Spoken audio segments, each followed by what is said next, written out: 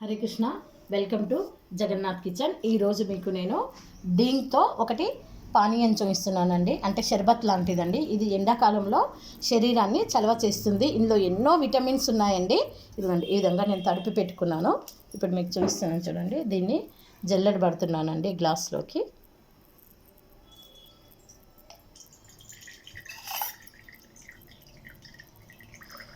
దీనికి రంగు రుచి వాసన ఏముండదండి, కానీ ఆరోగ్యరీత్యా చూస్తున్నారని ఇలా జిగురు జిగురు వస్తుంది. ఆరోగ్యరీత్యా ఇది చాలా మంచిదండి. ఇది ఇప్పుడు ఇందులో ఇది కలుపుతున్నాను కదా.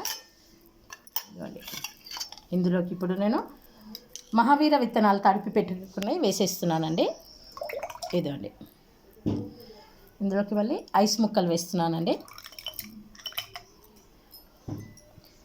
ఇందులో ఇప్పుడు సగ్గుబియ్యం వేస్తున్నానండి. సగ్గుబియ్యంలో చక్కెర వేసి ఉడకబెట్టుకుందండి. ఇది చూడండి.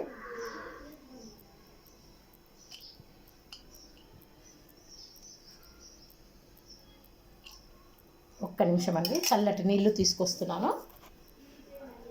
ఇలా పోస్తున్నానండి.